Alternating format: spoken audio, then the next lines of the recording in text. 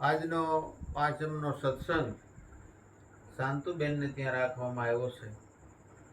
ઘણા ભાગ્ય ભેળા થાય તે આ બધા સંતો આપણા આંગણે આવતા હોય છે. એટલે સંતોને મળવું એક લાવો છે અને એના શબ્દો જીવનમાં ઉતારવા એ એક વિશેષ લાવો છે. એક ઘડી આધી માં બી પુનિયાદ, તુલસી સંગત સંત કી કટે કોટે કપરાત. સંતોનો એક ઘડીકનો સંગ પણ કેટલું કલ્યાણ કરી જાય એવું છે. હમણે સરસ મજાનો સત્સંગ કર્યો કે માનવ જીવન કેટલું મૂલ્યવાન છે. એક એક અવયવની કિંમત આંકો કેટલું કિંમતી આપણને પરમાત્માએ માનવ દેહ આપ્યો છે. શા માટે આપ્યો છે? પરમાત્માનું ભજન કરવા માટે, પોતાના સ્વરૂપને જાણવા માટે. હું કોણ છું, આ વિશ્વમાં ક્યાંથી આવ્યો છું, આ દેહ પડે પછી મારે કયા ઘરે જવાનું છે એ જાણવા માટે આપણને માનવ દેહ મળ્યો છે. માટે વહેલી તકે કોઈ એવા સમર્થ સદગુરુ પાસે જઈને આ જ્ઞાન મેળવી લેવાની જરૂર છે. બડે ભાગ માનુષ તન પાવા, સુર દુર્લભ સદ ગ્રંથન ગાવા. ઘણા ભાગ્ય ભેળા થાય, ઘણા પુણ્ય ભેળા થાય તે આપણને આવો માનવ દેહ મળતો હોય છે. અને એ માનવ દેહ એક મોક્ષનું દ્વાર છે.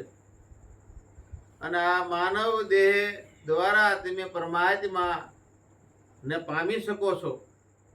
આવી એક તક મળી છે, એક ટાણું મળ્યું છે, અવસર મળ્યું છે મારા વાલા. એટલે આ અવસર ચૂકવાનો નથી.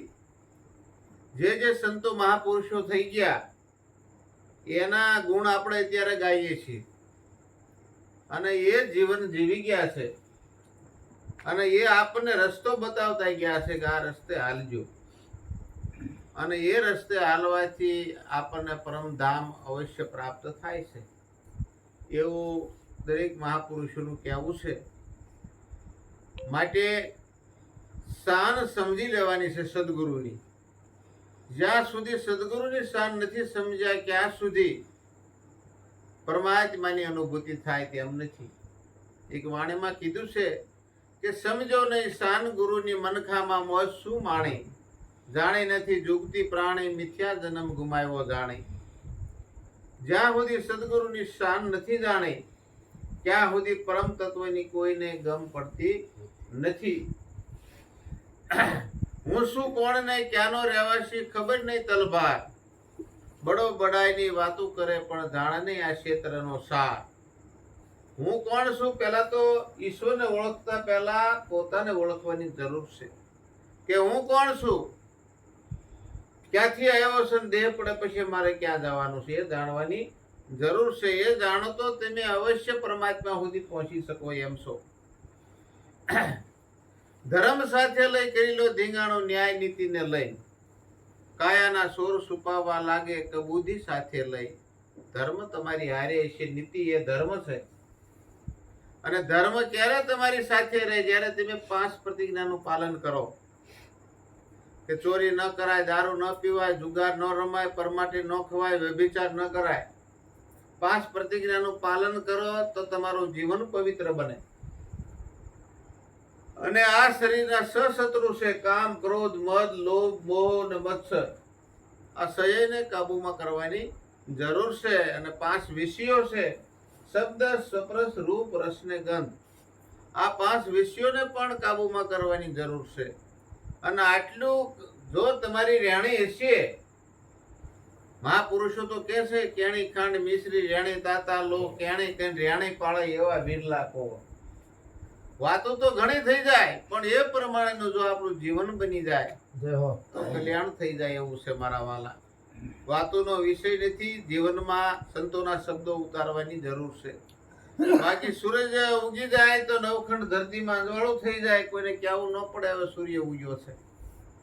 એટલે જેના ઘટમાં જ્ઞાન પ્રગટ થયું છે એ કોઈને કહેવો ન જોઈએ અને આપોઆપ આપણને ખ્યાલ આવી જાય. મહાપુરુષો કહે છે, દેવરાજ મહારાજ આપણે ઘણી વાર કહે છે તમારાથી પરમાત્મા જરા અળગા નથી કે કેવી રીતે જેવી રીતે સૂર્યથી એના કિરણો કોઈ દિવસ અળગા નથી હોતા, જે રીતે દરિયાની લહેરો દરિયાથી અલગ નથી હોતી, ગોળથી કોઈ દીનું ગળ પણ અલગ નથી હોતું, એમ તમારાથી આત્મા ક્યારેય તમારી જુદો હોતો નથી. આત્મા તમારી સાથે જ છે, તમે ખુદ આત્મા છો. પણ એ જાણવા માટે સદગુરુની શાનની જરૂર છે. એટલે કીધું ધર્મ સાથે લઈ કરેલો ધીંગાણો ન્યાય નીતિને લઈ કાયાના સોર છુપાવવા લાગે કે બુદ્ધિ સાથે લઈ. જે કામ છે, ક્રોધ છે, મદ છે, મોહ છે, રાગ છે, દ્વેષ છે, ઈર્ષા છે, આ કાયાના સોર છે. જ્યારે સત્ય આવે ત્યારે આ આપોઆપ નીકળી જાય છે. જેમ જેમ સૂર્ય ઉગે અને અંધારું જતું રહે તેમ જ્ઞાન થાય અને આમાંથી આ સોર નીકળી જાય છે. માટે આવા તત્વદર્શી સદગુરુ મળી જાય તો કલ્યાણ થઈ જાય એવું છે. એક વાણીમાં કીધું છે,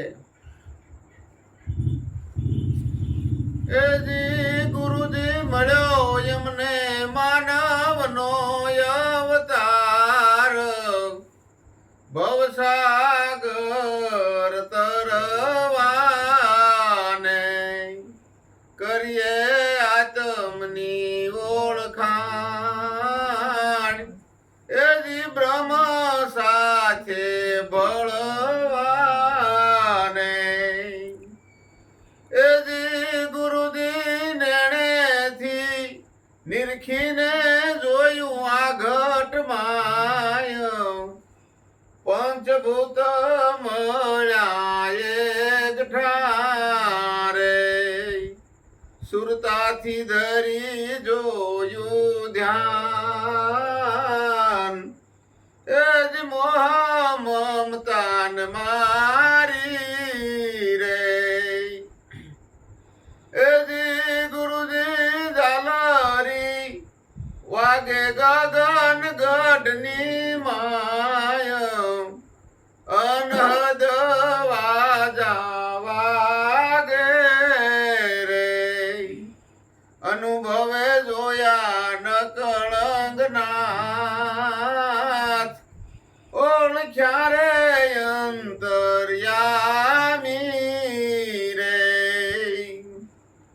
અનુભવે જોયા નકળંગ નાથ, એ ઓળખ્યા રે અંતર્યામી રે. એ જી ગુરુજી શૂન્ય રે શિખરની રે પર, એ આસન ગુરુજી તમારું રે, જ્ઞાન હાલે જમનું જોર, એવું અમર ધામ તમારું રે. એ જી ગુરુ ધરમદાસ પકડો ને મારી બાય, વેદના રે થાય ભારી રે, આ બુડતા ભવ સાગર માય, એ જયદેવને લેજો તમે તારી રે. એ જી ગુરુજી મળ્યો એમને આ માનવનો અવતાર, આ ભવ સાગર તરવાને આમ કરીએ આત્મની ઓળખાણ. એ જી બ્રહ્મ સાથે ભળવાને. સદગુરુ મહારાજ.